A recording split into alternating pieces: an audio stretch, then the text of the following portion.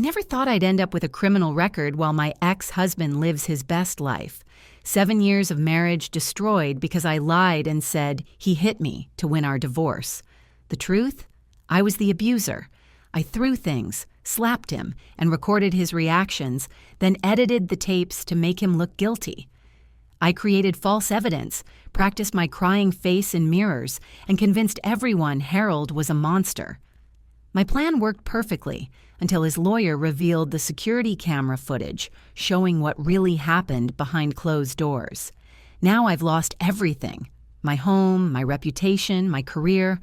While Harold found happiness with someone new, the courts didn't just take away my settlement.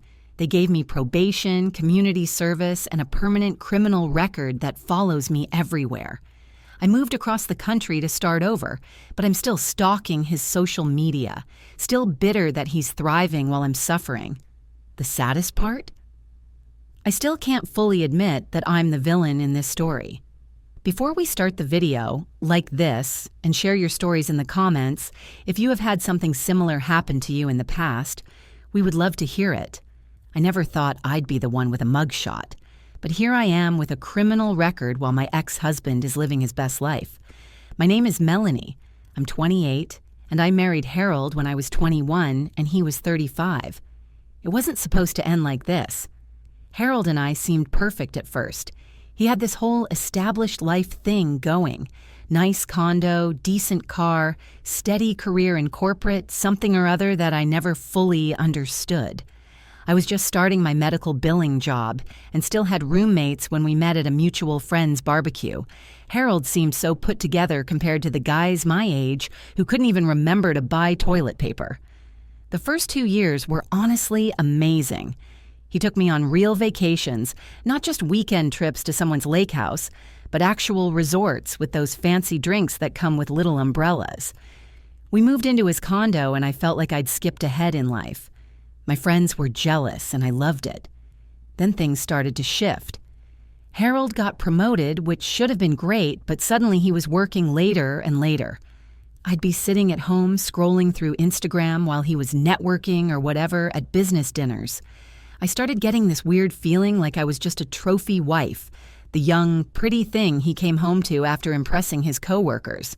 That's when I started picking fights. At first, they were just normal arguments.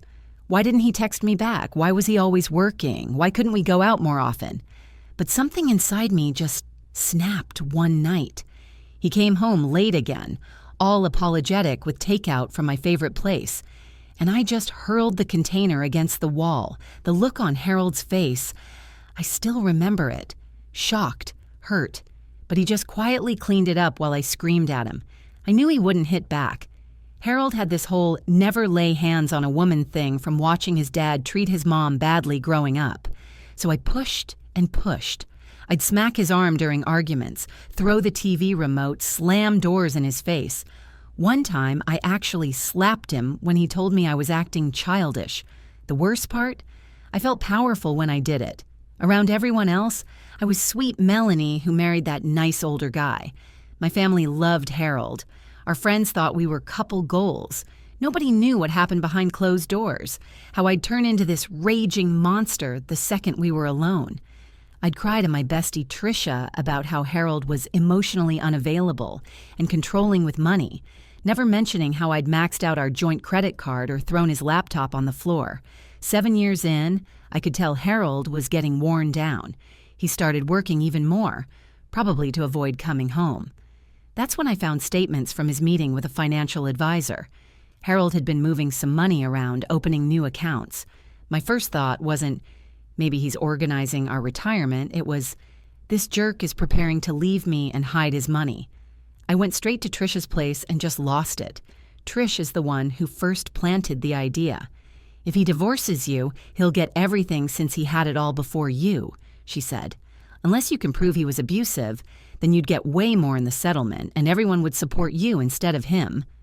I laughed it off at first, but then I went home and Harold wasn't there again. I started thinking about how unfair it all was. The more I thought about it, the more I convinced myself that he was emotionally abusive. And if he was emotionally abusive, Was it really such a stretch to say he was physically abusive too? I started researching divorce laws in our state that night. Turns out Tricia was right. If I could prove Harold was abusive, I'd get a much better settlement. I started taking photos of any bruise I got from bumping into furniture, from my kickboxing class, whatever. I started a journal, backdating entries about incidents that never happened. I practiced my crying face in the mirror, all while still smacking Harold around whenever I felt like it. The divorce plan quickly became my obsession. I made an appointment with this shark of a divorce attorney Tricia recommended. When I sat down with Vanessa, the attorney, I mentioned Harold's controlling behavior and watched her expression shift from professional to predatory.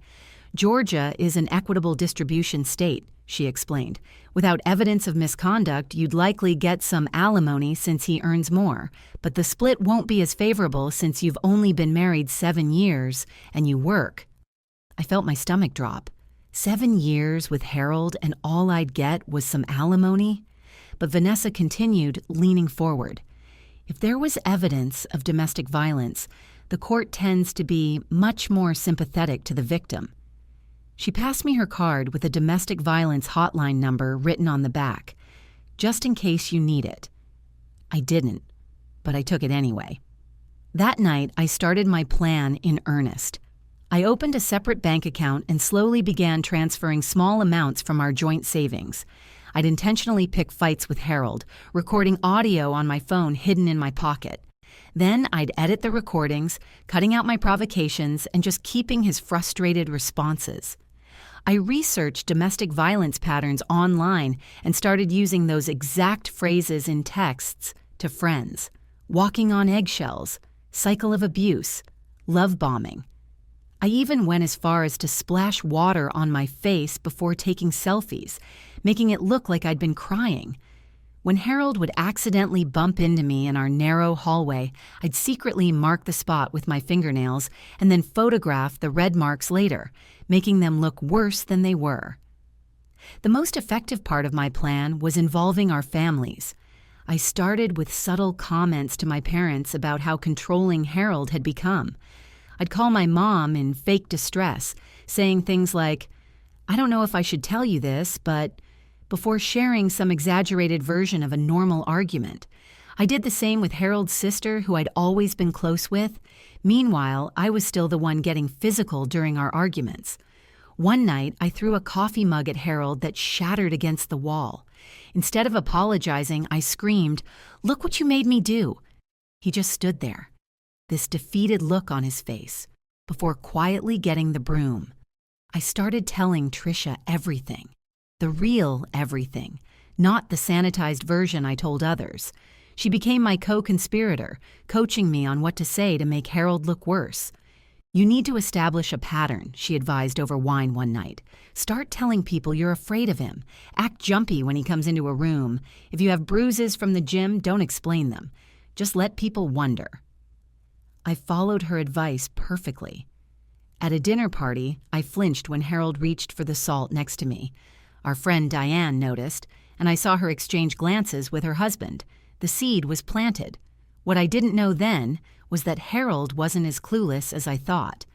The money moves I discovered weren't him hiding assets.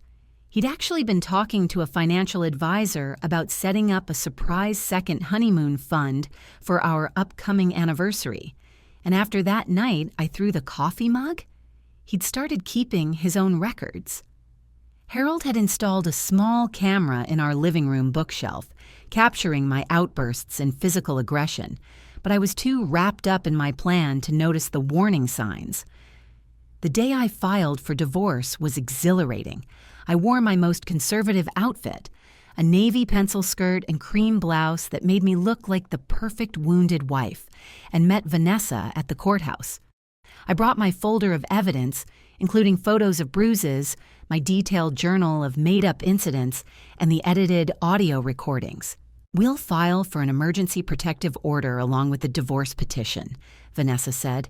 "Your husband will be removed from the home immediately." Something twisted in my stomach. Not guilt, but excitement.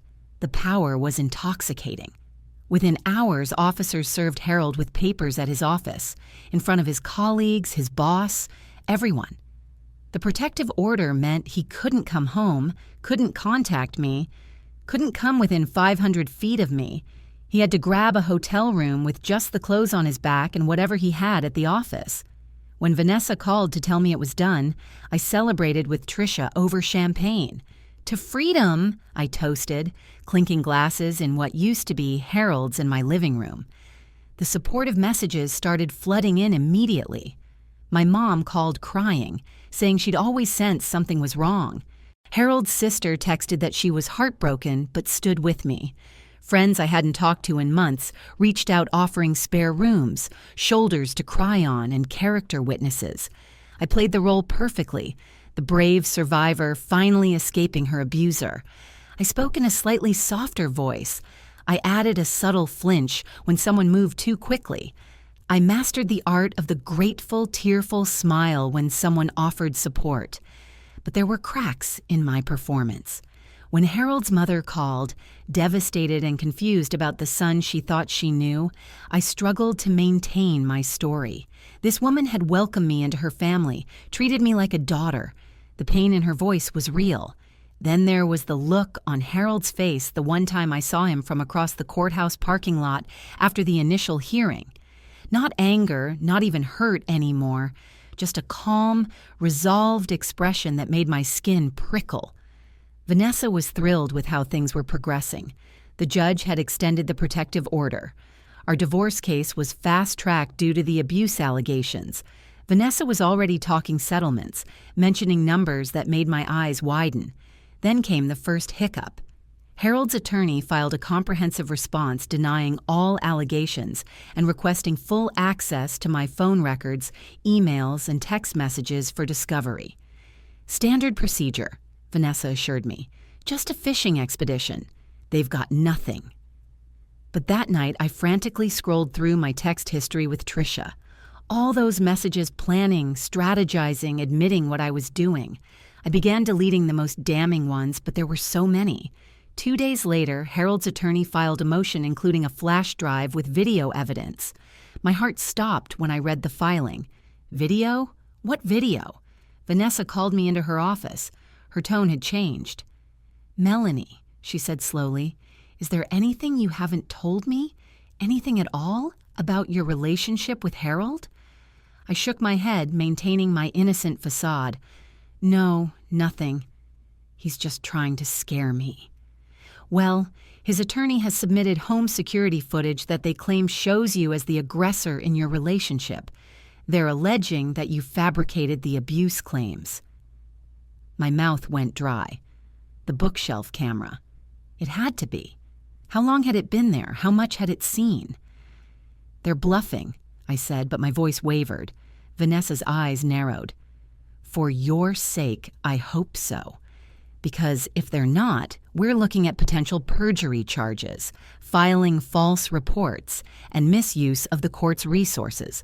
This isn't just about your divorce settlement anymore." As I left her office, my phone pinged with a text from Trisha. "We need to talk now. Harold's lawyer contacted me about a deposition." I felt the carefully constructed world I'd built beginning to crumble around me. The next 2 weeks were the worst of my life.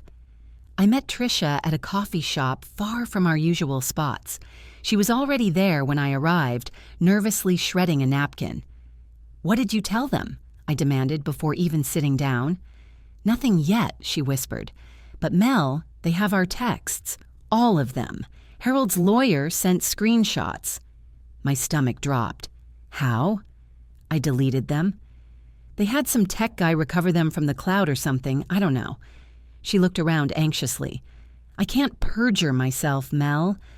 I could lose my nursing license, my whole career." I felt the panic rising.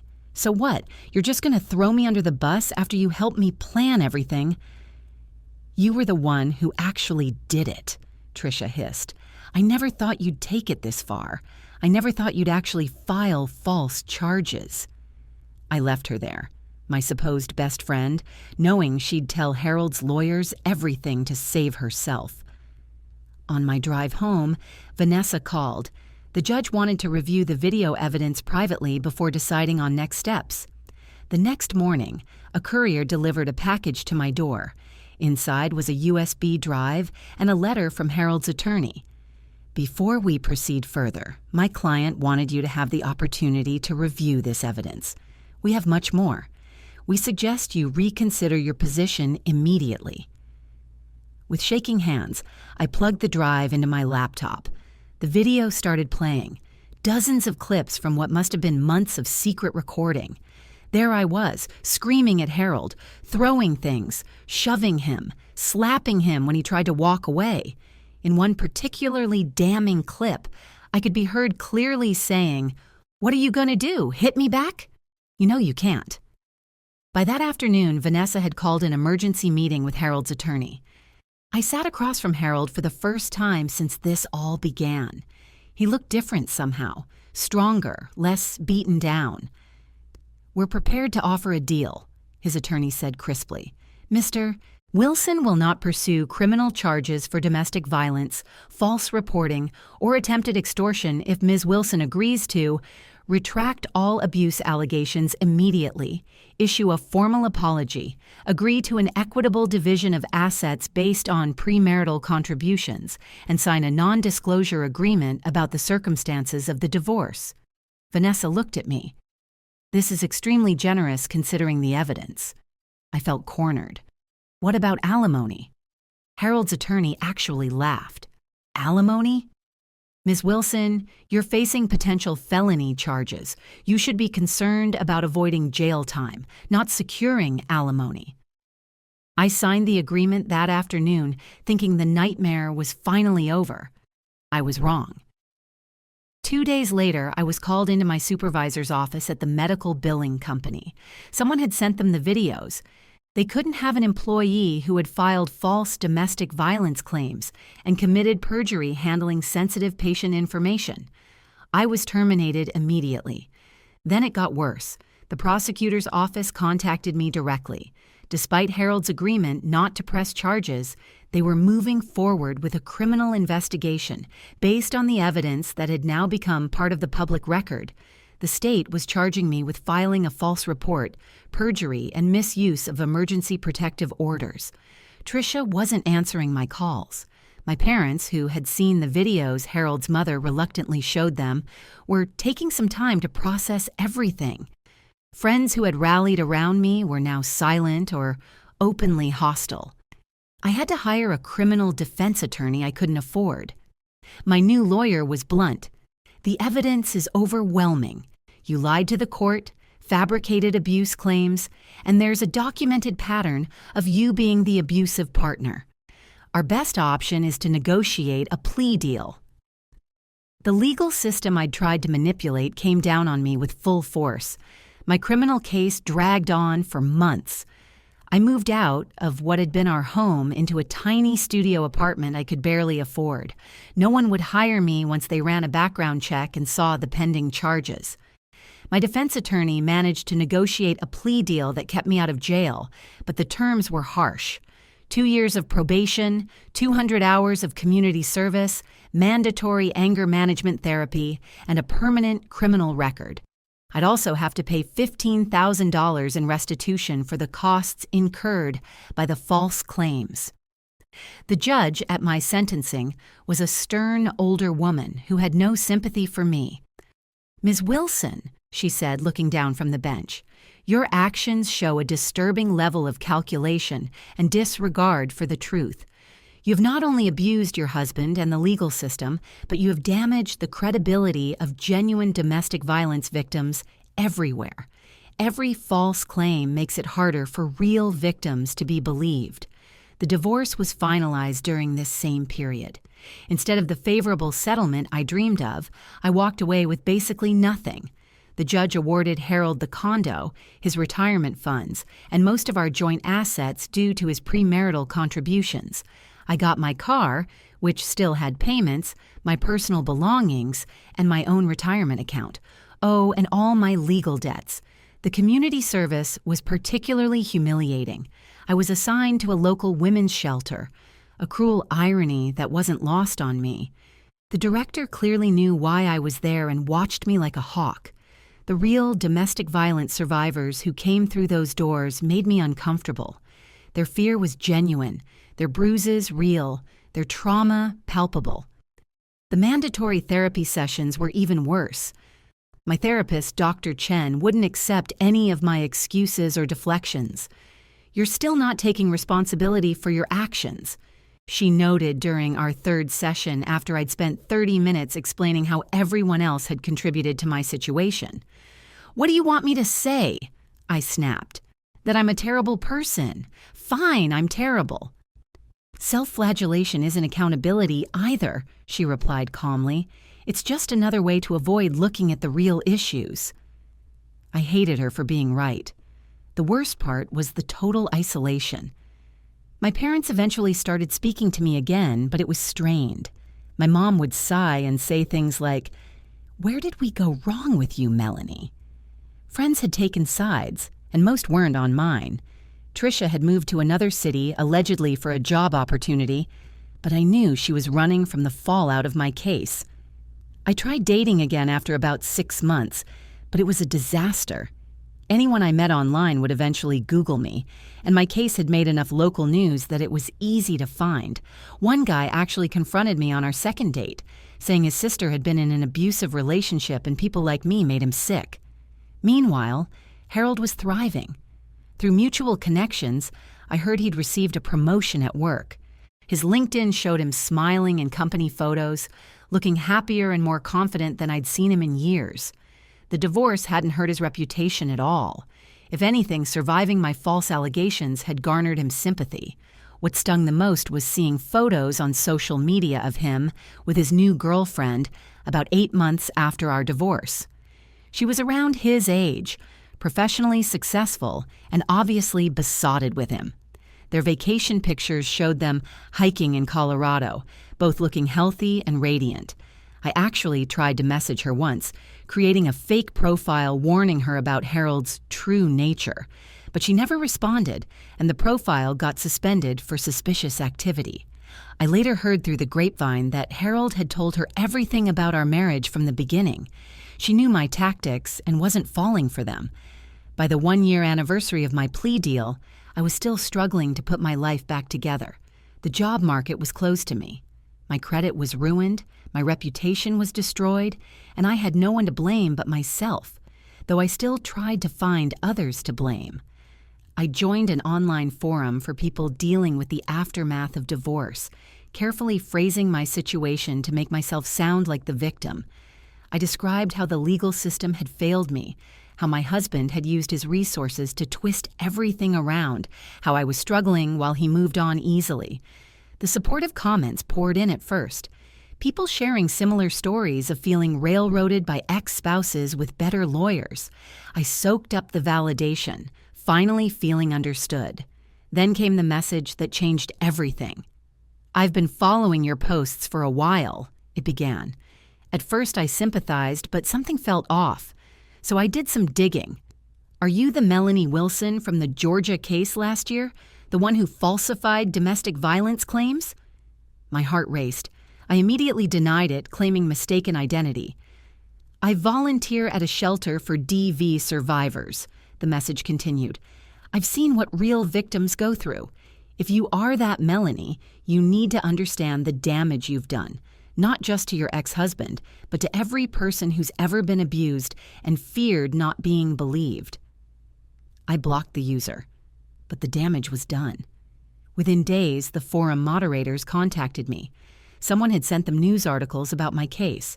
I was banned for creating a toxic environment for genuine survivors. That night, I drank too much wine and did something I'd been avoiding. I really looked at myself. Not the victim narrative I'd crafted, not the justified avenger I pretended to be, the real me, the woman who physically abused her husband, then tried to destroy him with false allegations when she thought he was planning to leave, the woman who manipulated everyone around her, family, friends, the court system, the woman who still couldn't fully admit what she'd done.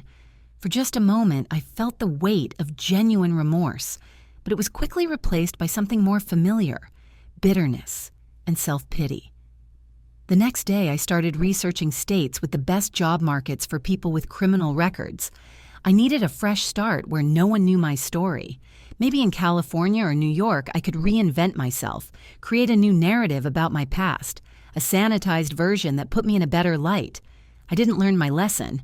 I just wanted to escape the consequences. 2 years after the divorce, I finally saved enough to move across the country.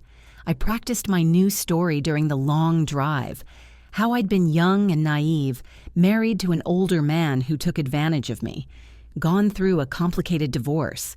Not exactly honest, but not the blatant lies I'd told before. I found a small apartment in a city where no one knew me, got a job at a call center that didn't look too deeply into my background, started building a new life based on half-truths and omissions. Sometimes I still check Harold's social media. He's engaged to that same woman now. They bought a house together. He looks genuinely happy in a way he never did with me. It still makes me angry. Still feels unfair that he gets the perfect life while I'm stuck starting over. But in rare moments of clarity, usually late at night when I can't sleep, I know exactly why our lives took such different paths. Harold was honest. I was not. Harold truly was a victim. I pretended to be one. I don't know if I'll ever fully accept responsibility for what I did. It's easier to keep believing I was somehow wronged, that the system failed me, that Harold deserved what I did to him. That mental gymnastics protects me from facing the truth about myself. So here I am, the woman with the criminal record for lying about domestic violence, still lying, mostly to myself, still angry at the world instead of at my own choices, still playing the victim when I was actually the perpetrator. And that might be the saddest ending of all. Those late-night moments of clarity come more frequently now. In them, I can see exactly how everything unfolded, how one lie led to another, how I became someone I never thought I could be. During those moments, I wonder who I might have been if I'd channeled my frustrations differently. If instead of hitting and screaming, I'd communicated. If instead of plotting and lying, I'd sought therapy. My new therapist, court-mandated but surprisingly helpful, says these reflections are progress. Dr. Martinez is different from Dr. Chen, less confrontational, more probing. The fact that you're asking these questions means you're capable of change, she says. I'm not sure I believe her. Change feels impossible most days. My new co-workers don't know my history. To them, I'm just quiet Melanie who keeps to herself. I don't join them for happy hours or weekend get-togethers. The risk of letting something slip feels too great. So I work my shift, smile politely at water cooler conversations, and go home to my empty apartment. The loneliness is crushing sometimes. I never imagined at 28 that I'd be so utterly alone. No real friends, family relationships damaged beyond repair, romantic prospects non-existent.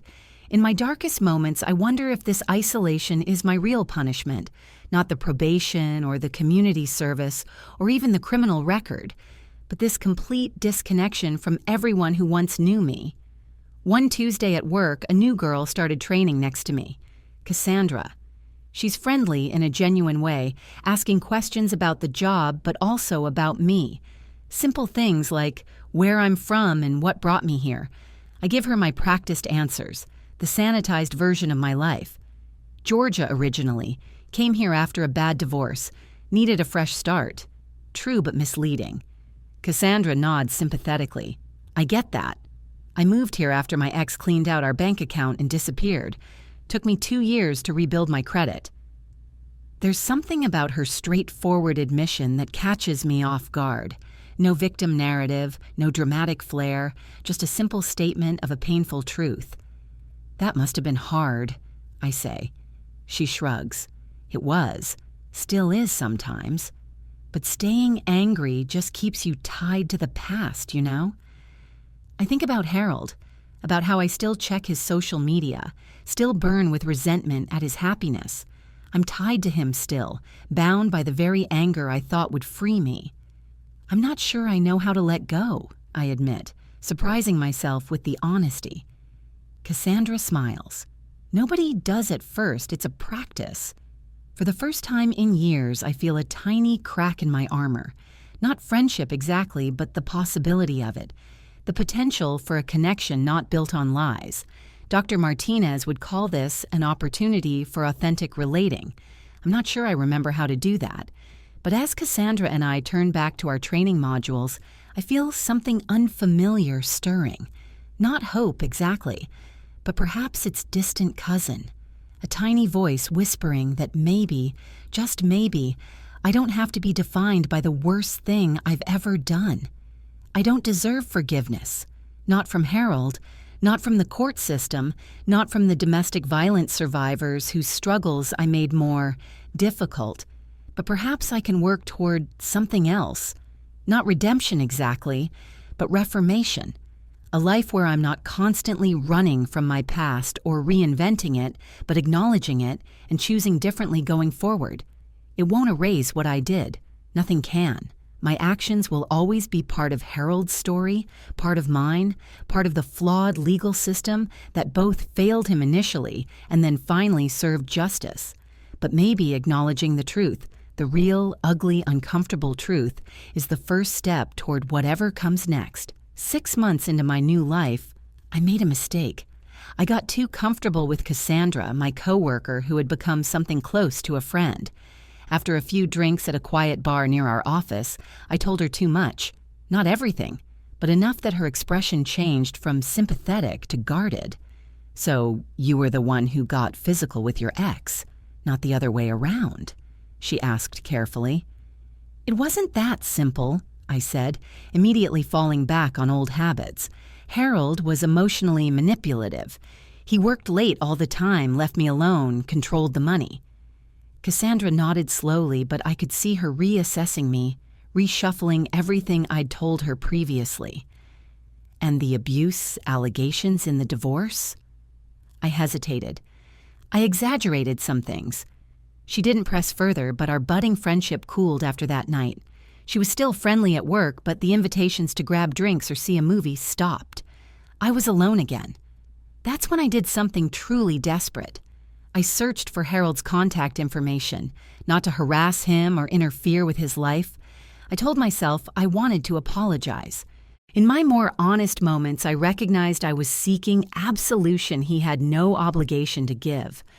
I found his email address through a professional networking site. For days, I drafted and deleted messages. Some were genuinely contrite. Others subtly blamed him for driving me to such extremes. I finally settled on something simple. "Harold, it's Melanie. I'm writing to apologize for everything I did during our marriage and divorce.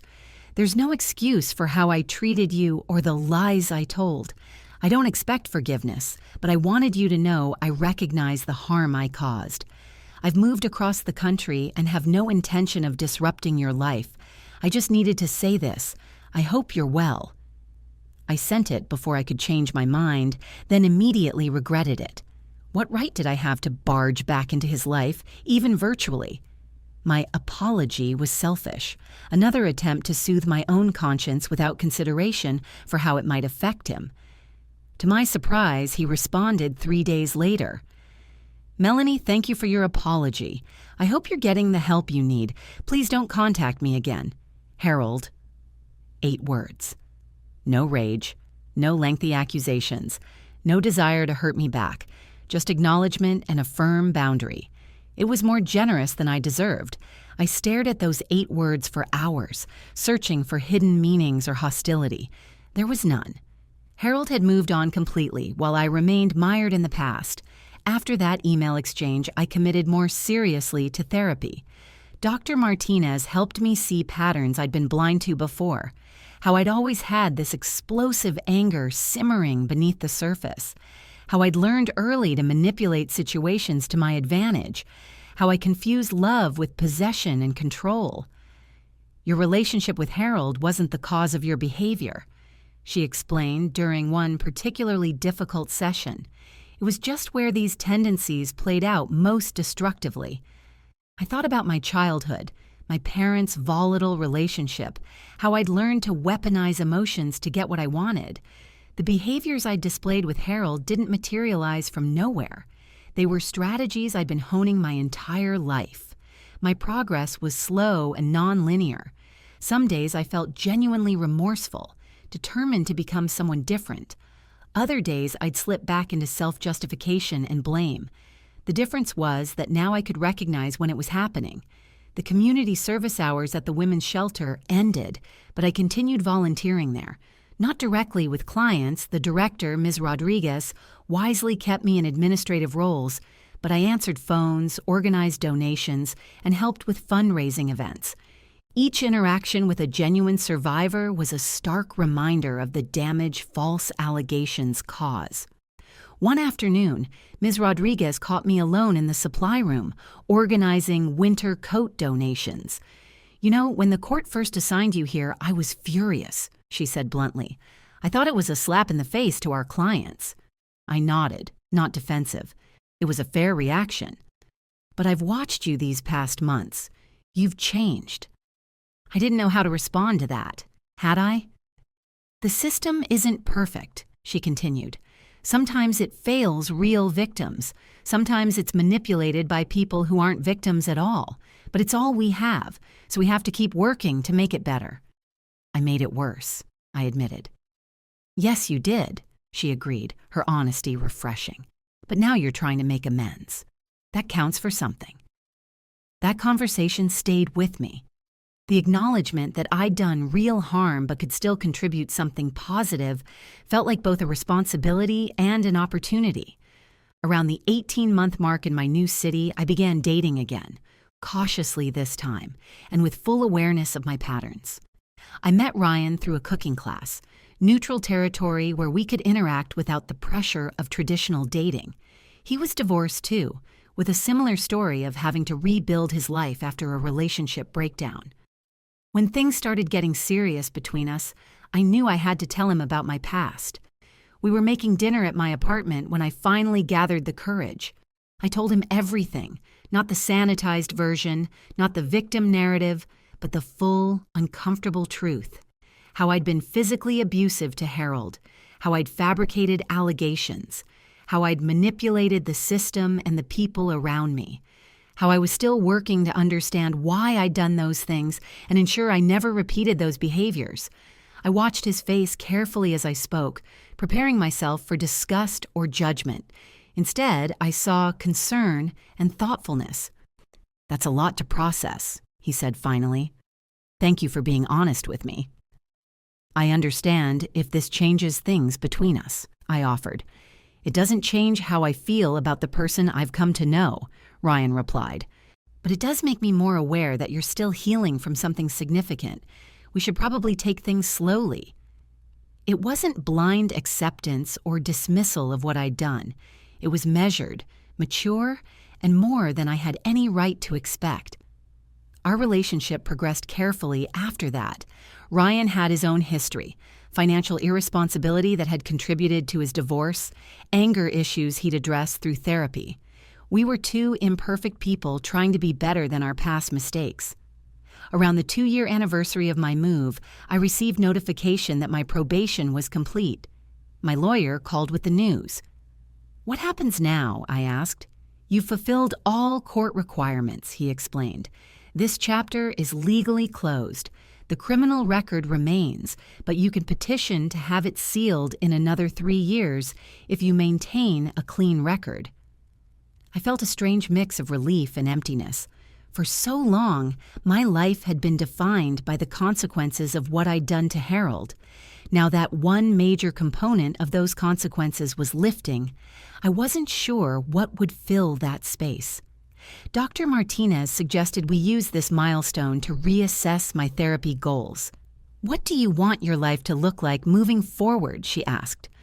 For the first time, I allowed myself to think beyond survival mode, beyond just getting through probation or finding a job or avoiding my past. "I want to be trustworthy," I said finally. "I want the person I present to the world to match who I really am." It was a simple goal, but a profound shift. For years, I'd lived behind carefully constructed facades: the perfect young wife, the abuse victim, the Fresh Start transplant, with a vaguely explained past. The idea of authentic living was both terrifying and liberating. Ryan and I moved in together that summer. It was a practical decision as much as an emotional one.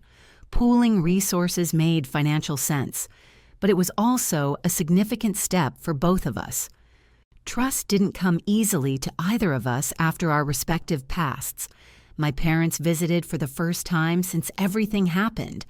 The reunion was awkward but healing. My father, always more stoic than expressive, surprised me with his candor during a private moment. "I should have taught you better how to manage anger," he said, his voice gruff with emotion. "I didn't set a good example." It wasn't an excuse for what I'd done, but it was an acknowledgement of the generational patterns that had contributed to who I became.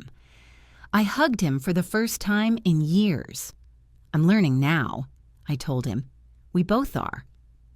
3 years to the day after I left Georgia, I received a wedding invitation in my email, not addressed to me, but to Ryan. It was from a college friend of his who was getting married in Atlanta. Ryan was invited to be a groomsman. "I'll tell them I can't make it," Ryan said when he saw my expression. "It's fine." "No," I said slowly. "You should go. It's important." "What about you? Will you come with me?" The question hung in the air between us. Return to Georgia, the state where everyone knew what I'd done, where I might run into Harold or Tricia or any number of people from my old life? "I need to think about it," I replied honestly. That night, I couldn't sleep. I paced our small apartment, weighing the risks and benefits of returning to Atlanta. Ryan found me sitting on the kitchen floor at 3 a.m., nursing a cup of tea. "Talk to me," he said, sliding down to sit beside me. "What if I run into Harold? What if people recognize me? What if this ruins everything I've built here?" Ryan didn't rush to reassure me with platitudes. Those are valid concerns. But also, what if none of those things happen? What if this is just a weekend trip to see my friend get married? I considered his words. My tendency to catastrophize, to imagine worst-case scenarios, was something Dr. Martinez and I had worked on extensively. "Atlanta is a big city," I admitted. "The statistical likelihood of running into specific people is low." Ryan smiled. "There's my pragmatic girl." I made my decision. I would go with Ryan to the wedding. I would face whatever happened with honesty and dignity. No more running, no more hiding. The weeks leading up to the trip were filled with anxiety. I had recurring nightmares about being publicly humiliated, about Harold showing up at the wedding, about being arrested again for some reason. Dr. Martinez helped me develop coping strategies for managing these fears.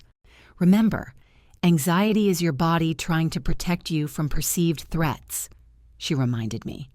"Thank it for trying to keep you safe, then remind yourself that you have the tools to handle whatever actually happens." The flight to Atlanta felt like entering a time warp. As the familiar skyline came into view, I gripped Ryan's hand so tightly my knuckles turned white. "I'm right here," he reassured me. "Whatever happens, we face it together." We checked into our hotel downtown, far from my old neighborhood. The wedding was at a venue I'd never been to before. The rational part of my brain recognized these facts as reassuring. The anxious part continued to churn with worst-case scenarios. The rehearsal dinner passed without incident. Ryan's college friends were welcoming, if curious about the quiet woman at his side. I shared the simplified version of my background. Medical billing professional, recently relocated to the West Coast, enjoying the change of scenery. The wedding day arrived with perfect autumn weather. As we dressed in our formal wear, I felt a strange calm settle over me. Whatever happened today, I would face it with the knowledge that I was no longer the person who had done those terrible things to Harold. I wasn't completely healed or transformed. That kind of change takes more than a few years, but I was on a different path now. The ceremony was beautiful. I sat alone while Ryan stood with the groomsmen, watching two people commit their lives to each other with hope and joy. I couldn't help but think about my own wedding to Harold, how young and naive I'd been, how I'd seen him as a prize to be won rather than a person to build a life with. During the reception, while Ryan was busy with wedding party responsibilities, I wandered onto a terrace overlooking the venue's gardens. The October air was crisp, and I wrapped my arms around myself, watching the sunset paint the sky in shades of pink and gold. Melanie. The voice behind me sent ice through my veins. I knew it immediately, though I hadn't heard it in years. I turned slowly to find Diane, my old friend from the dinner party, the one who had noticed when I flinched as Harold reached for the salt, the one whose glance with her husband had planted seeds of suspicion about Harold's character. "Diane," I managed to say, my throat suddenly dry. "Hello?" She looked exactly the same, perhaps a few more strands of gray in her dark hair. She held a champagne flute loosely in her hand, studying me with open curiosity.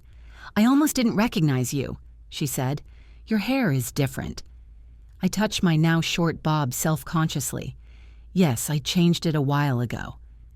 An awkward silence stretched between us.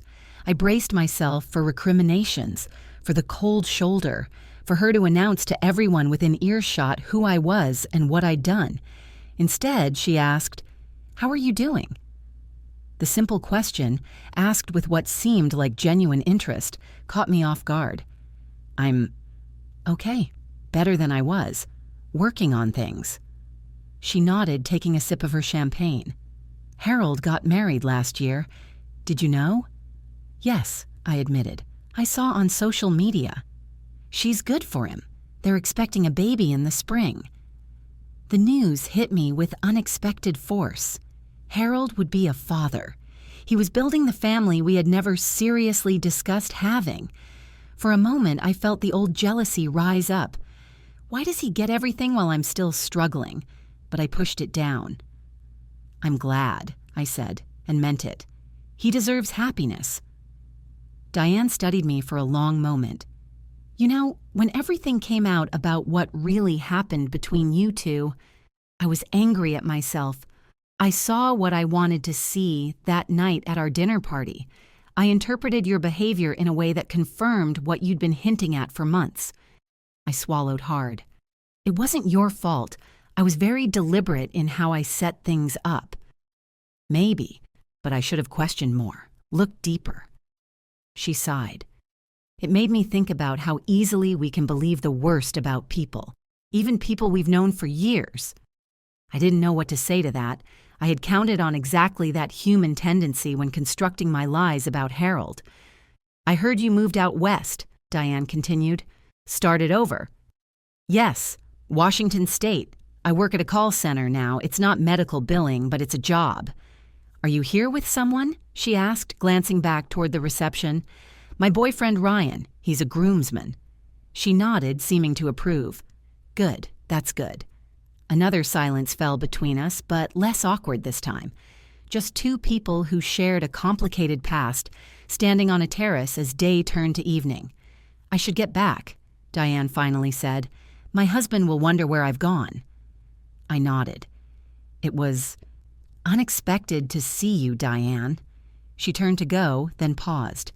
"For what it's worth, Melanie, I hope you find peace with yourself someday. What you did was terrible, but it doesn't have to define the rest of your life." With that, she walked away, leaving me alone with the sunset and my thoughts. I didn't tell Ryan about the encounter until we were back in our hotel room that night.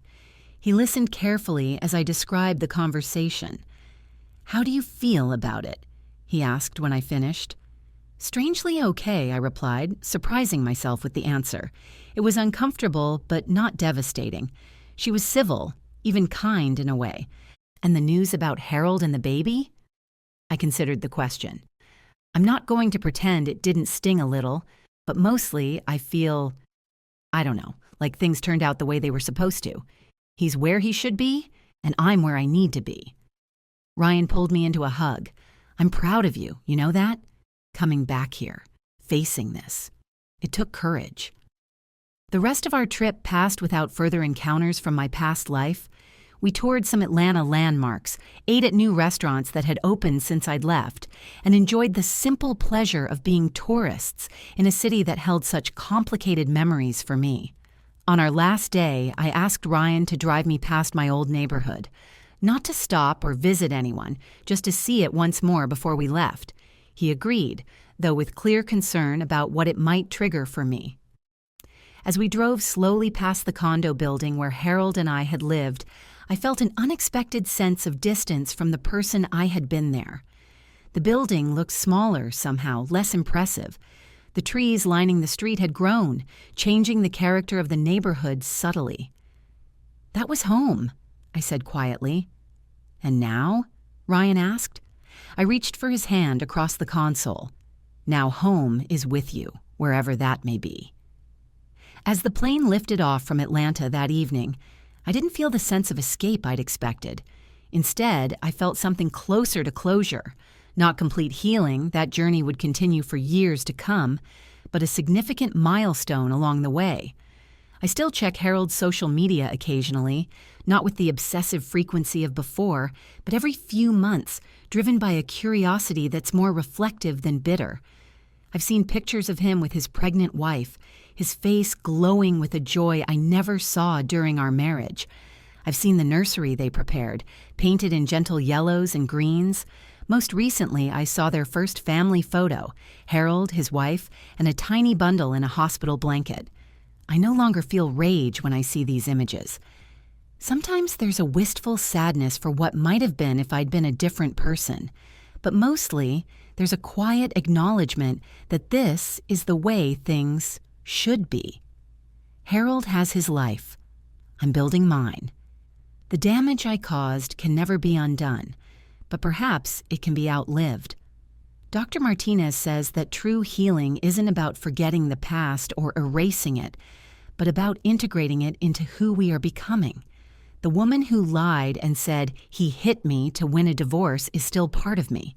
So is the woman who received a criminal record for those lies.